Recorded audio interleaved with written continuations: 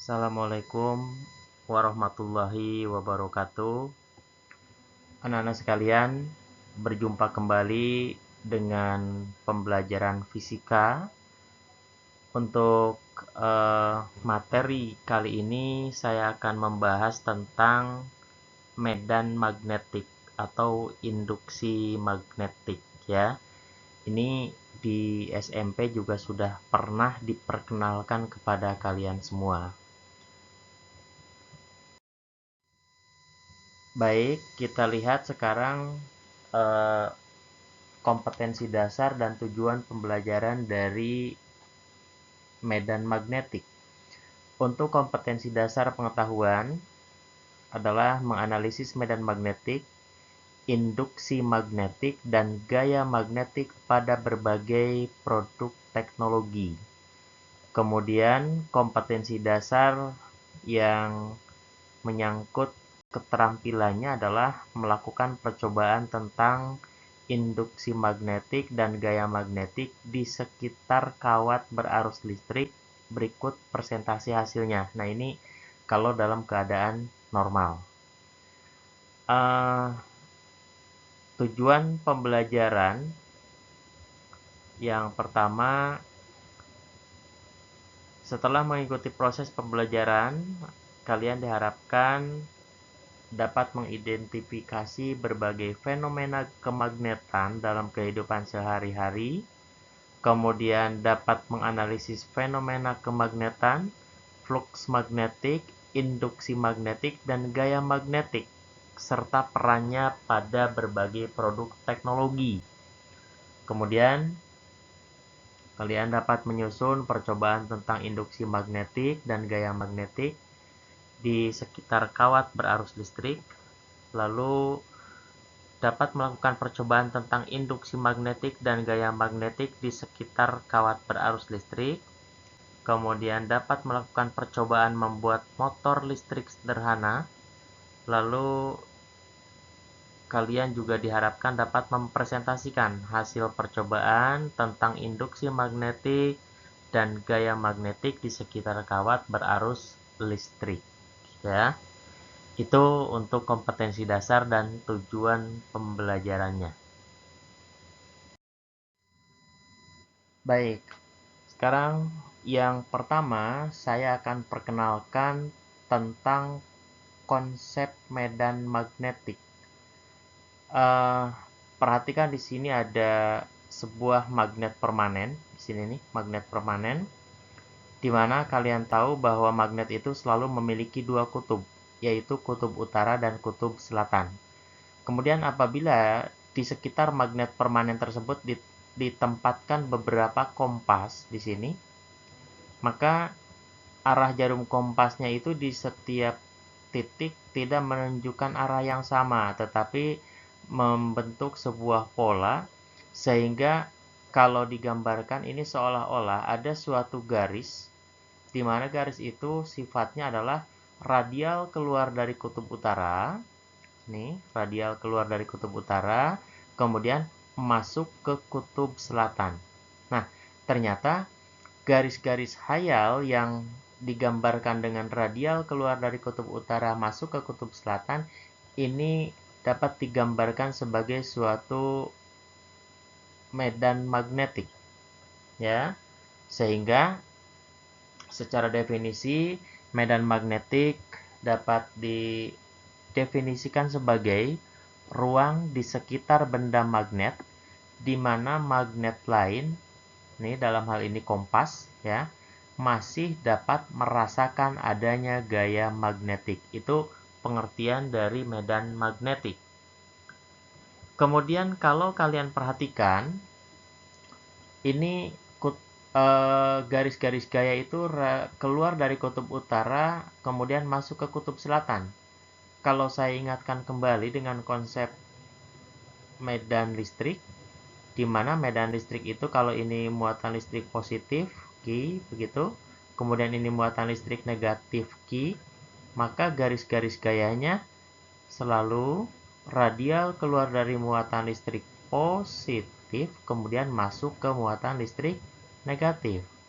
Berarti kalau begitu Ada kesamaan sifat antara medan listrik dan medan magnetik, di mana muatan listrik positif ini identik dengan kutub utara, kemudian muatan listrik negatif identik dengan kutub selatan.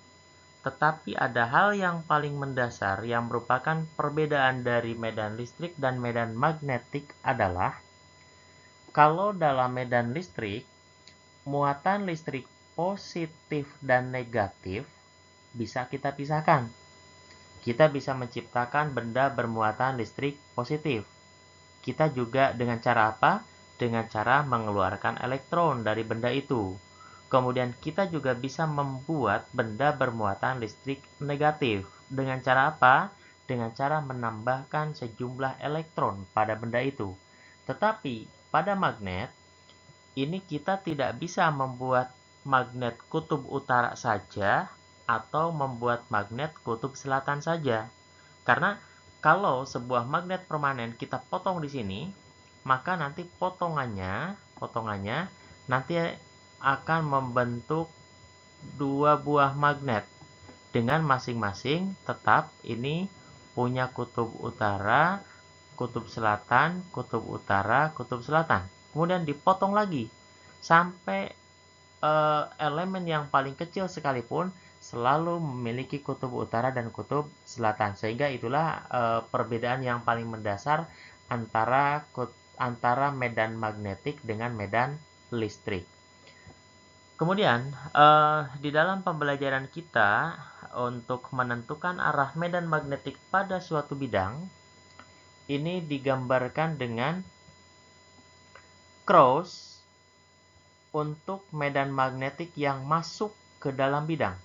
Jadi kalau saya menggambarkan cross itu artinya masuk ke dalam bidang. Sedangkan dot ini untuk menggambarkan ketika medan magnetik keluar dari bidang kertas menuju ke pembaca. Nah, ini tolong dicamkan baik-baik. Cross itu masuk, kemudian dot itu keluar. Ini untuk memudahkan kita dalam memahami menentukan arah medan magnetik di dalam suatu bidang.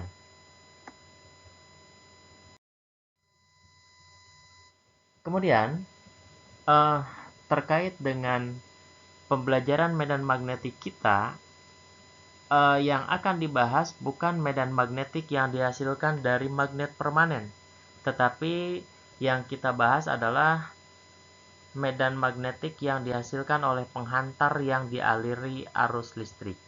Dasarnya apa?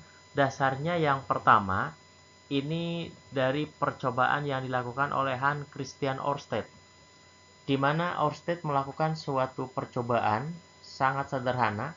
Di sini saya sediakan 3 buah penghantar A, B, penghantar 1, penghantar 2, penghantar 3. Nah, katakan di setiap penghantar diletakkanlah kompas. Ini ada kompas, didekatkan sekali dengan penghantar. Kemudian percobaan pertama, ini kawat AB tidak dialiri arus listrik. Artinya, I-nya sama dengan 0. Yang terjadi apa? Yang terjadi jarum kompas tetap searah dengan kawat AB. Tetapi pada kawat kedua, jika kawat dialiri arus listrik dengan arah ke atas, maka yang terjadi adalah jarum kompas menyimpang, ke sebelah kiri. Kalau jarum kompas terjadi penyimpangan, berarti ada suatu gaya yang dihasilkan sehingga dapat menyimpangkan jarum kompas. Nah, ini pada saat arus listrik dibuat ke atas. Kemudian pada percobaan ketiga, Ørsted mencoba mengalirkan arus listrik dengan arah ke bawah dari B ke A. Maka yang terjadi adalah jarum kompas menyimpang ke arah kanan. Nah, dari situ kemudian Ørsted menyimpulkan dari hasil eksperimennya yang pertama, di sekitar penghantar yang berarus listrik terdapat medan magnetik. Kenapa bisa menyimpulkan begitu? Karena ketika dialiri arus listrik, jarum kompas menyimpang. Dan yang mampu menyimpangkan jarum kompas hanyalah medan magnetik. Kemudian yang kedua, arah medan magnetik bergantung pada arah arus listrik di dalam penghantar. Karena tadi terbukti ketika arah arusnya ke atas, jarum kompas menyimpang ke kiri, kemudian ketika dibalik arah arusnya ke bawah, jarum kompas jadi menyimpang ke arah kanan. Ini adalah hasil percobaan dari Hans Christian Ørsted, sehingga dalam pembelajaran kita hanya akan membahas medan magnetik yang dihasilkan oleh penghantar yang dialiri arus listrik. Kemudian, untuk menghitung besarnya medan magnetik, atau dengan kata lain, besar medan magnetik itu disebut dengan induksi magnet, ya. Besar medan magnetik yang dihasilkan oleh penghantar yang dialiri arus listrik I di sebuah titik yang berjarak A dari penghantar dengan panjang penghantar elemen panjangnya adalah dl, maka dirumuskan oleh hukum Biot-Savart yang menyatakan bahwa besar induksi magnetik dB yang disebabkan oleh elemen arus dalam suatu penghantar ini besarnya dipengaruhi oleh elemen arus, kemudian bergantung kepada sinus antara sudut antara R, dalam hal ini sisi miring, dengan elemen panjang dl ini, kemudian bergantung juga kepada kuadrat jarak titik yang diamati ke kawat. Nah, dalam hal ini jarak titiknya adalah R. Nah, sehingga untuk menghitung besarnya induksi magnetik, Biot-Savart merumuskan bahwa dB sama dengan mu0 dikali I dl sin alfa per 4pi R kuadrat. Nah, rumus ini merupakan rumus yang sangat umum, sehingga ini tidak bisa diterapkan pada salah satu kasus. Oleh karena itu, karena ini masih umum, nanti akan di breakdown menjadi beberapa macam rumus sesuai dengan kasus masing-masing. Jadi, untuk rumus ini tidak mengapalah kalian tidak hafal juga, karena ini hanya digunakan untuk menurunkan rumus pada tiap-tiap kasus tertentu. Nah, kita lihat sekarang penerapan dari hukum Biot-Savart dapat digunakan untuk menghitung besar medan magnetik atau induksi magnetik di sekitar penghantar berarus listrik. Nah, penghantar yang dialiri arus listrik jenisnya bermacam-macam. Yang pertama, ada penghantar lurus, ya. Penghantar lurus yang dialiri arus listrik. Misal, di sini ada sebuah penghantar lalu dialiri arus listrik I seperti ini. Maka di sekitar penghantar akan timbul garis-garis gaya magnetik yang berupa lingkaran. Seperti ini, ya, berupa lingkaran seperti ini. Ini adalah garis-garis gaya magnetik yang dihasilkan oleh penghantar lurus yang dialiri arus listrik. Nah, untuk menentukan arahnya, gunakan kaidah tangan kanan. Di mana aturannya adalah ketika penghantar kita genggam, maka ibu jari ini menunjukkan arah arus listrik. Kemudian lipatan jari yang lain, yang ini adalah menunjukkan arah medan magnetik B. Ya, dalam hal ini medan magnetik disimbolkan dengan B. Nah, bagaimana untuk menggambarkan vektor medan magnetik? untuk menggambarkan vektor medan magnetik, misalkan saya ambil di depan kawat di sini, maka bentuk vektor medan magnetiknya adalah garis singgung yang mengenai sisi lingkaran dengan arah ke atas, ke kanan. Ini adalah vektor medan magnetik B. Kalau di titik ini, berarti kita buatkan garis singgung arah masuk ke dalam. Ini adalah vektor medan magnetik B. Kalau di belakang di sini, maka vektor medan magnetiknya adalah garis singgung yang arahnya kemana? Yang arahnya tepat ke kiri. Ini adalah vektor medan magnetik. Kenapa perlu mengenal? Karena ini sangat diperlukan nanti dalam analisa vektor untuk menyelesaikan soal-soal yang terkait dengan medan magnetik. Nah, ini bentuknya dengan menggunakan kaidah tangan kanan. Kemudian, bagaimana dengan besarnya? Jika ada sebuah penghantar dialiri arus listrik I, kemudian ada sebuah titik di sini berjarak A dari penghantar, maka besar induksi magnetik di titik B ini menurut penurunan dari hukum Biot-Savart ini dirumuskan bahwa B sama dengan mu 0I dibagi 2 pi A, di mana I-nya adalah kuat arus, kemudian A-nya adalah jarak titik terhadap penghantar, lalu mu 0-nya adalah permeabilitas ruang hampa yang besarnya adalah 4pi kali 10 pangkat min 7 Weber per ampere meter. Itu untuk permeabilitas ruang hampa atau yang dikenal dengan mu 0. Yang kedua adalah induksi magnetik di sekitar penghantar melingkar yang dialiri arus listrik. Nah, untuk menentukan induksi magnetik yang dihasilkan oleh penghantar melingkar yang dialiri arus listrik ada dua.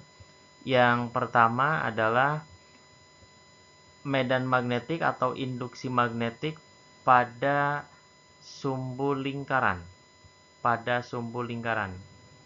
Sumbu itu adalah garis tegak lurus melalui pusat lingkaran kemudian vertikal sampai jauh tak berhingga. Nah, di sepanjang sumbu ini ini terdapat medan magnetik. Misal, kita ambil di sini sebuah titik. Titiknya adalah titik P, di mana jika lingkaran memiliki jari-jari A, kemudian titik P pada sisi miringnya memiliki jarak R, maka di sini garis singgung lingkaran dengan titik membentuk sudut theta, maka induksi magnetik di sumbu di titik P ini dirumuskan dengan mu 0 dikali I dikali A kuadrat dikali N per 2 R pangkat 3. N-nya itu apa? N-nya adalah jumlah lilitan lingkaran. Jadi kalau kawatnya hanya satu lilitan, berarti N-nya 1.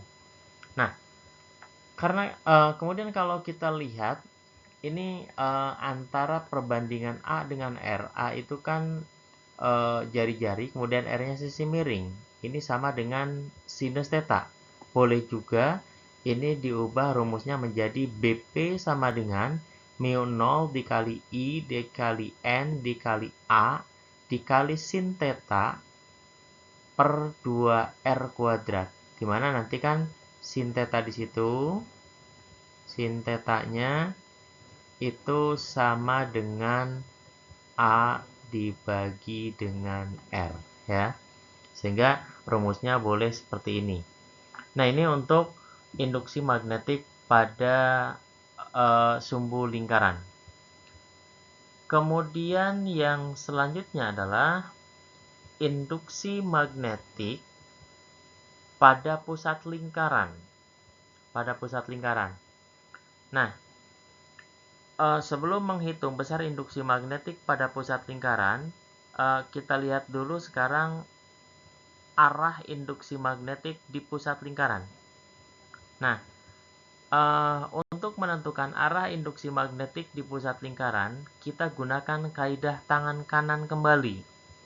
Ya, gunakan kaidah tangan kanan kembali. Kita bentuk seperti ini. Jadi ibu jari, kemudian lipatan jari yang lainnya melingkar. Maka ibu jari ini menunjukkan arah medan magnetik B.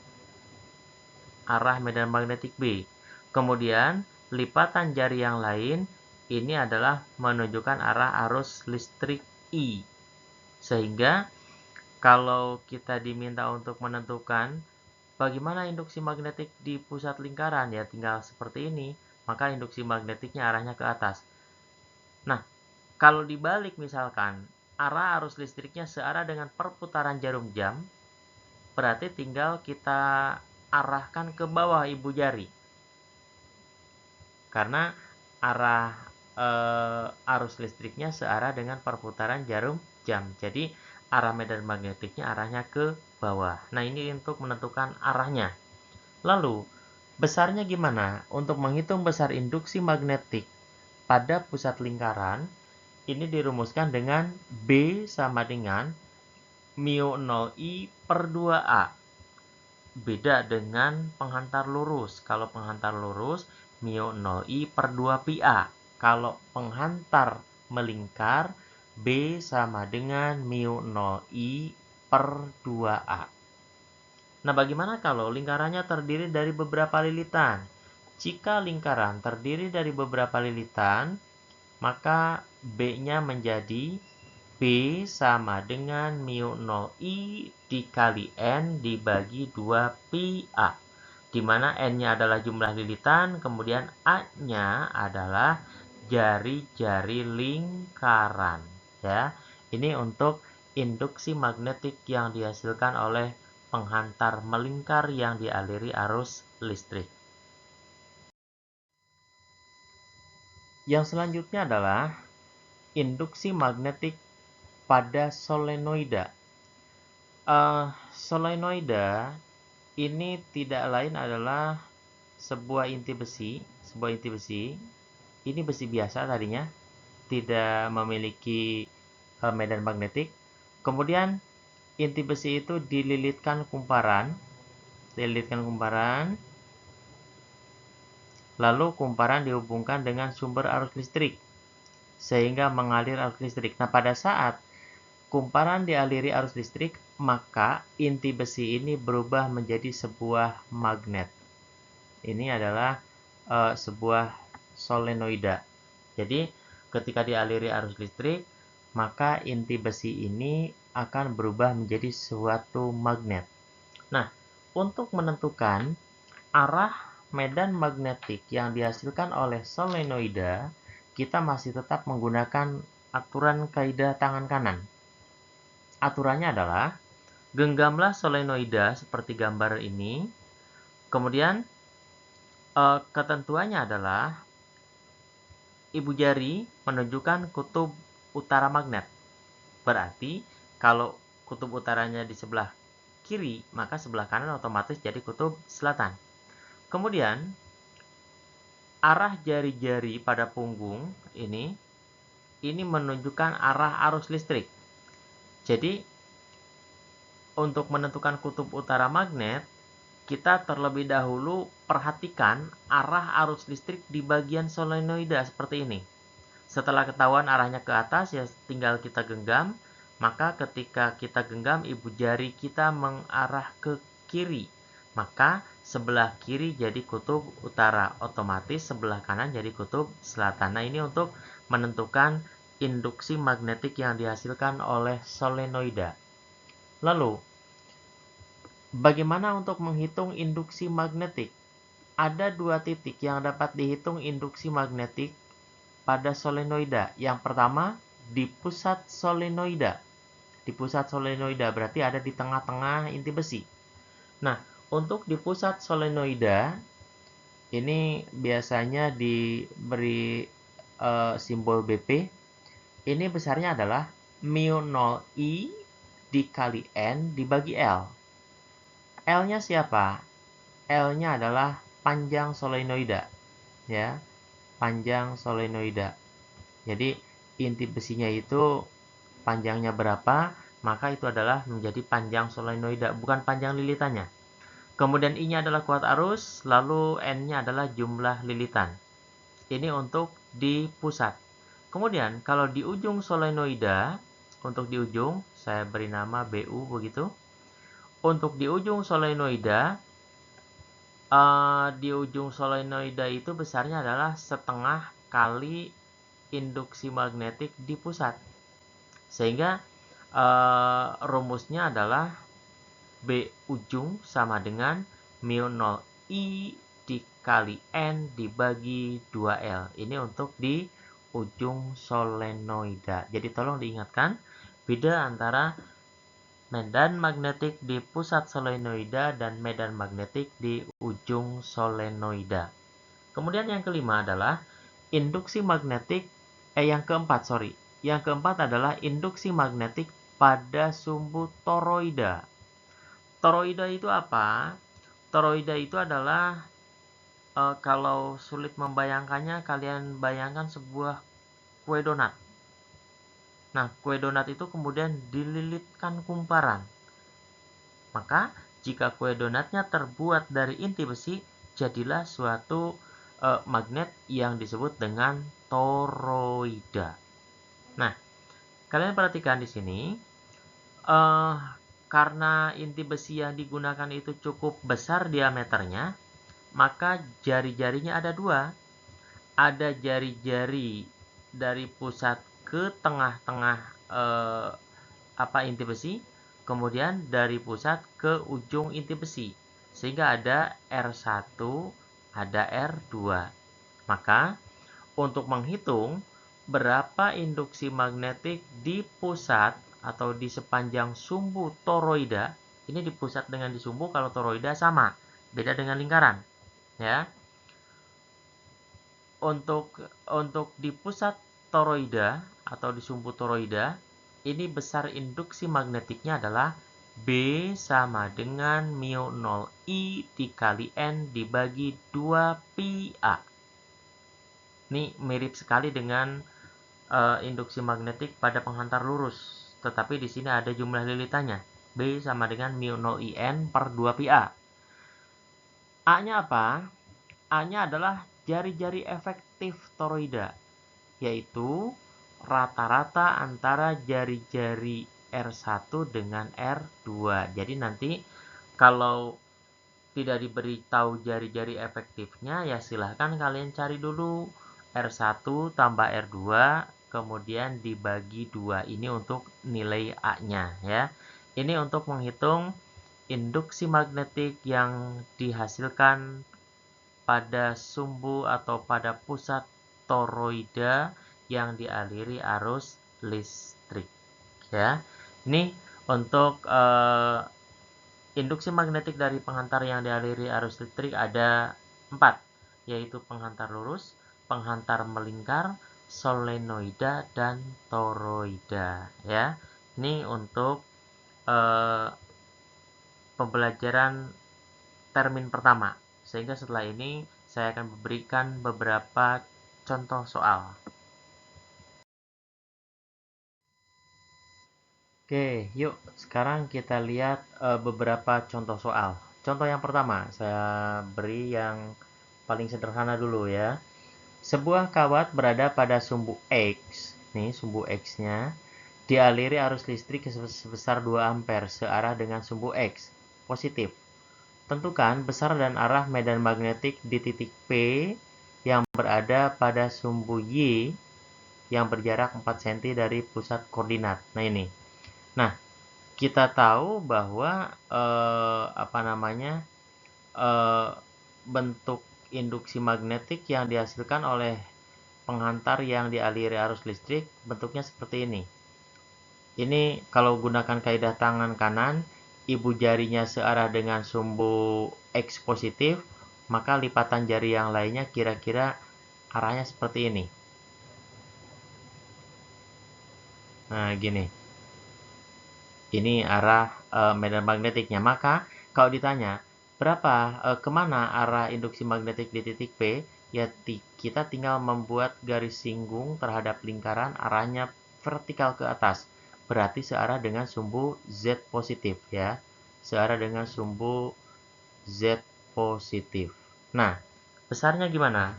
Untuk menghitung besarnya adalah tinggal diketahui arus, kemudian A-nya ada 4 cm, jadikan meter, kemudian masuk rumus B sama dengan mu 0I per 2 pi A. Setelah kita masukin rumusnya, mu 0-nya adalah 4 pi kali 10 pangkat min 7. Ini dicoret begitu. Ini 2. Kemudian 2 kali 2, 4. Dibagi 4 juga habis juga. Maka tinggal 10 pangkat min 7 dibagi 10 pangkat min 2. Hasilnya adalah 10 pangkat min 5 Tesla.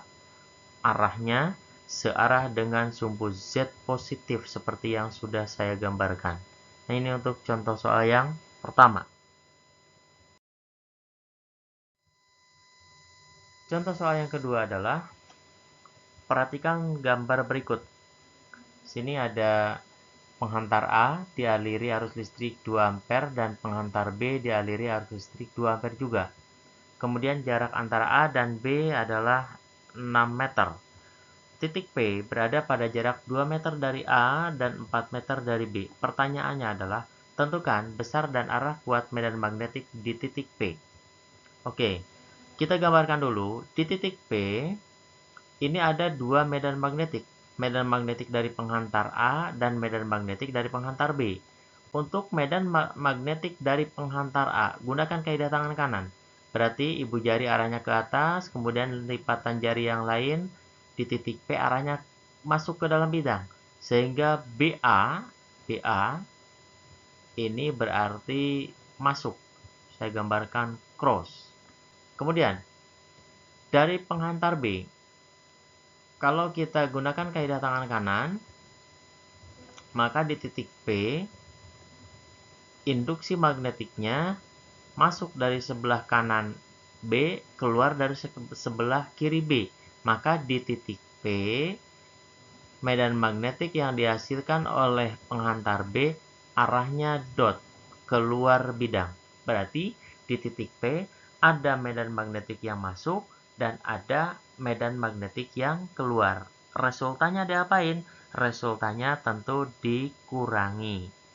Menguranginya bagaimana? Yang besar dikurangi yang kecil. Coba kita lihat jawabannya. Ini seperti ini. BA-nya mu 0I per 2 pi A. Masukin angka semua, maka dapat 2 kali 10 pangkat min 7 Tesla. BB-nya dari penghantar B, masukin angka semua, ketemulah 1 kali 10 pangkat min 7. Maka resultannya, tadi saya katakan karena di titik P ada yang masuk dan ada yang keluar, maka resultannya adalah yang besar dikurangi yang kecil. Berarti B yang keluar, B yang A itu kan 2 kali 10 pangkat min 7. Oh ya, yang masuk.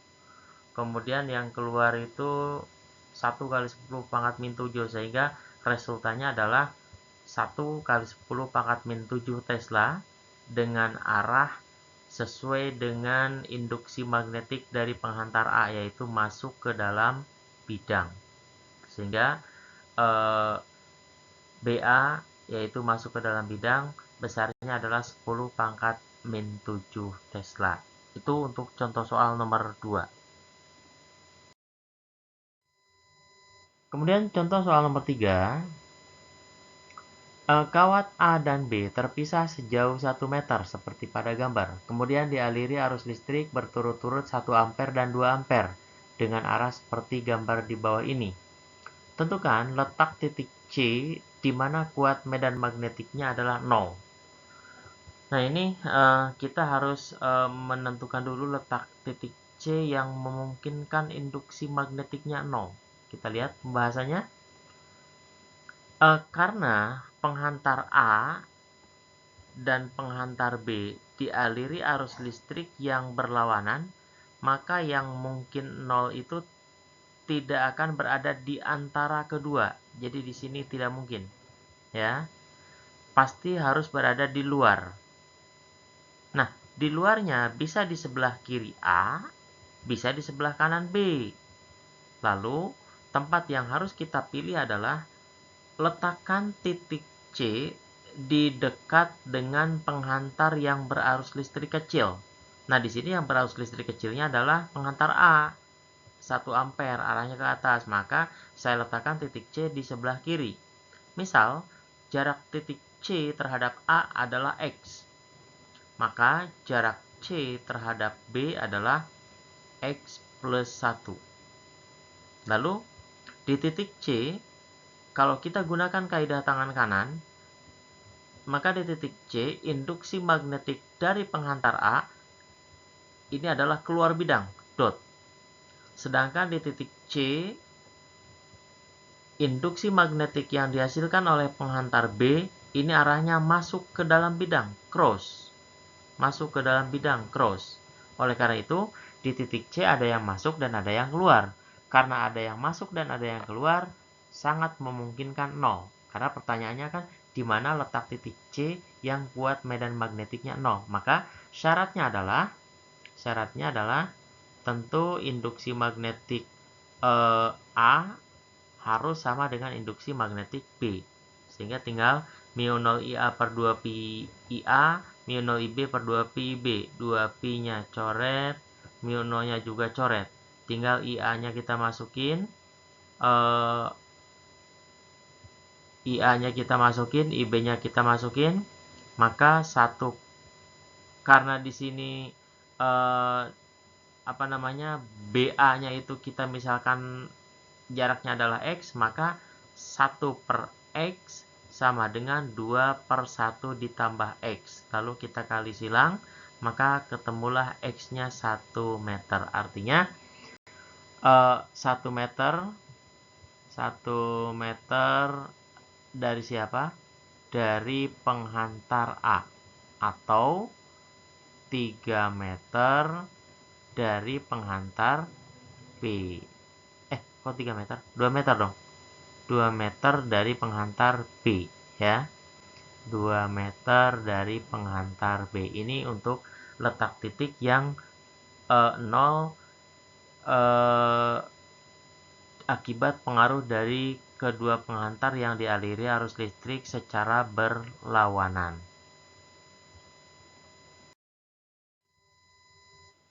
Kita lanjutkan dengan contoh soal yang keempat.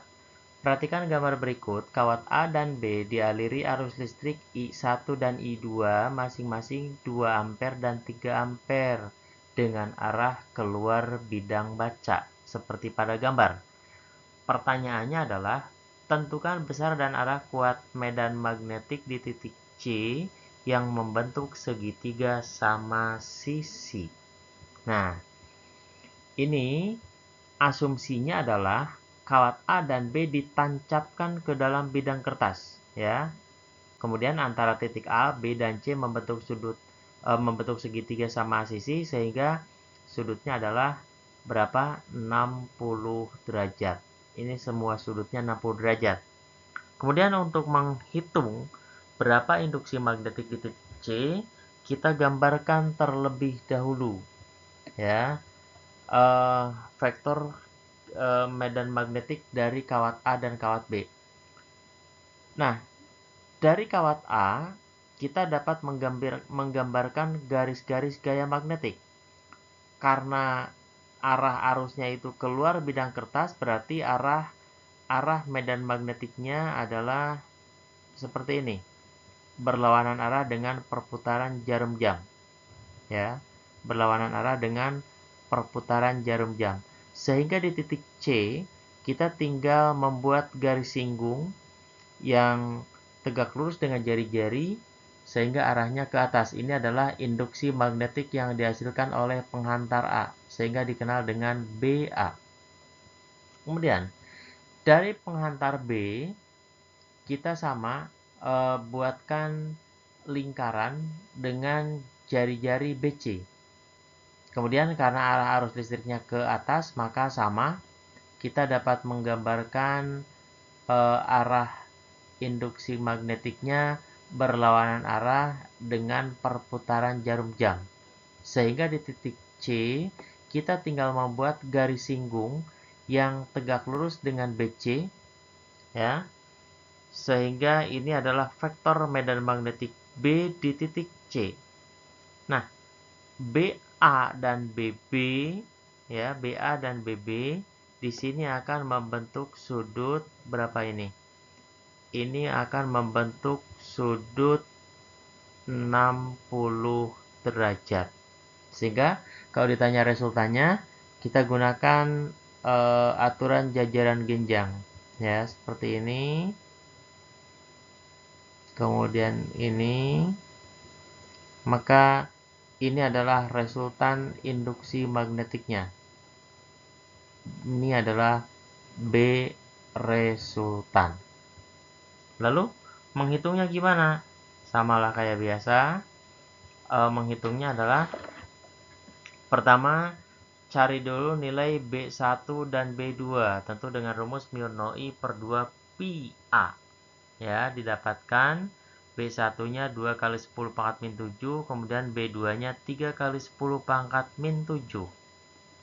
Kemudian untuk menghitung kuat medan listrik di titik C, karena kita menggunakan metode jajaran genjang, maka kita gunakan rumus cosinus.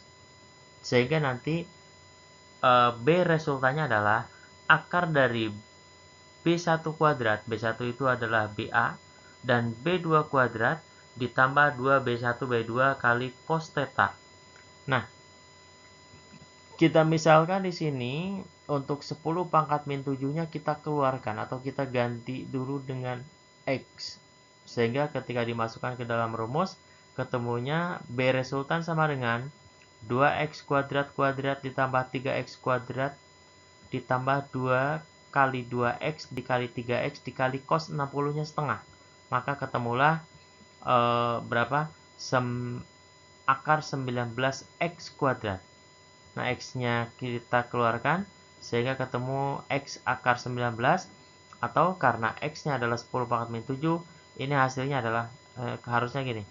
Akar 19 kali 10 pangkat min 7 Tesla. Ini untuk resultannya. Nah, sekarang bagaimana cara menentukan arah resultan medan magnetik? Biasanya di sini untuk menentukan arahnya biasanya disimbolkan dengan sudut alfa. Nah, di kelas 10 untuk menentukan sudut alfa kita bisa menggunakan aturan sinus, yaitu sin alfa sama dengan di depan sudut alfa di situ ada vektor BA. Berarti BA per B resultan dikali dengan sinus sudut apit antara kedua vektor, yaitu berarti 60 derajat. Maka dapat kita hitung. Kita masukin BA-nya 2 kali 10 pangkat min 7 dikali sin 60, ya, dikali sin 60, sin 60-nya 0,866 per B resultannya akar 19 kali 10 pangkat min 7. Akar 19 kali 10 pangkat min 7. Nah, 10 pangkat min 7 10 pangkat min 7-nya kita coret. Sehingga ketemu 2 kali 2 per akar 19. Akar 19-nya itu boleh dihitung dengan kalkulator 4,36 dikali 0,866, sehingga ketemu 0,397. Itu adalah sin alfanya. Maka alfanya adalah inverse dari sinus ini adalah 23,4 derajat. Nah, ini alfa. Nah, kalau ditanya BR terhadap sumbu X, berarti ini dong, terhadap sumbu X positif, ini ya, B resultan terhadap sumbu X positif, maka arahnya adalah arah B resultan ini sama dengan alfa ditambah 30 derajat. 30 derajatnya dari mana? Ini 30 derajatnya. Ini adalah 30 derajat. Silahkan kalian pikirkan. Sehingga ketemulah BR-nya itu adalah 53,4 derajat. Terhadap siapa? Terhadap sumbu X positif. Karena biasanya semua arah dihitung terhadap sumbu X positif berlawanan arah dengan perputaran jarum jam. Ya. Nah, itu untuk contoh soal nomor 4. Lalu untuk contoh soal nomor 5, suatu titik P diletakkan 4 cm dari pusat kumparan. Jika jari-jari kumparan tersebut adalah 3 cm dan arus listrik yang mengalir adalah 10 ampere, maka tentukan besar medan magnetik di titik P. Kita lihat gambarnya, diketahui I-nya 10, A-nya jari-jarinya 3, P-nya berada pada jarak 4 cm dari pusat. Pertanyaannya adalah berapa induksi magnetik di sebuah titik ya pada sumbu lingkaran. Nah, kita cari dulu sisi miringnya, tentu dengan menggunakan Pitagoras, ketemu R-nya adalah 5 cm. Lalu, ini tinggal masukin saja ke dalam rumus.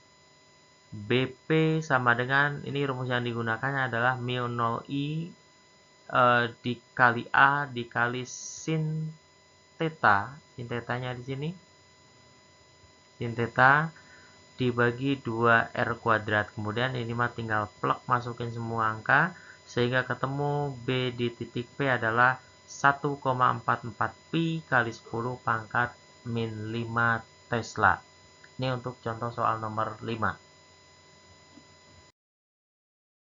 Lalu soal nomor 6, kita perhatikan soal nomor 6 ini adalah gabungan antara kawat melingkar dengan kawat lurus.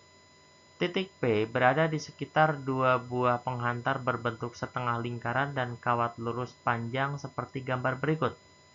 Tentukan besar induksi magnetik di titik P.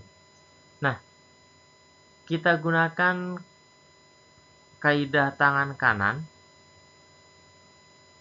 di mana kalau kita perhatikan di situ arah arus listriknya itu pada kawat setengah melingkar, arahnya searah dengan perputaran jarum jam. Maka berarti kalau kita gunakan kaidah tangan kanan, ketika 4 jari yang lain arahnya ke sana, maka ibu jari kita di titik P arahnya masuk. Maka B dari setengah lingkaran, katakanlah B1, ini arahnya masuk, cross. Ya, cross. Masuk ke dalam bidang. Kemudian, di titik pusat ini, dari penghantar 2 ampere yang merupakan penghantar lurus, maka kita dapat menggambarkan berarti masuk dari sini, kemudian keluar dari sini. Maka di sini katakanlah B2, ini adalah arahnya keluar. Dot. Jadi berarti di titik P ada yang masuk, ada yang keluar. Jadi resultannya diapain? resultannya dikurangi. Coba kita lihat jawabannya. Jawabannya seperti ini. Kita hitung satu-satu. B1 dulu dari setengah lingkaran. Dengan rumus B sama dengan mu 0 IN per 2A. Kita dapat 8 kali 10 pangkat min 7 Tesla. Kemudian dari pengantar lurus kita dapat 4 kali 10 pangkat min 7 Tesla. Lalu resultannya sesuai dengan gambar induksi magnetik yang kita buatkan, maka di titik P resultannya adalah B1 dikurangi B2. Kenapa 1 kurang 2? Karena B1 lebih besar daripada B2. Ya, B1-nya lebih besar daripada B2. Sehingga ketemulah B totalnya adalah 4pi kali 10 pangkat min 7 Tesla dengan arah masuk sesuai dengan vektor B1. Ini untuk contoh soal nomor 6 yang terkait dengan induksi magnetik yang dihasilkan oleh penghantar yang dialiri arus listrik. Untuk solenoida dan toroida saya kira tinggal memasukkan saja ke dalam rumus, nanti ada di soal-soal yang terdapat di handout-nya ya. Ini untuk contoh soal nomor 6.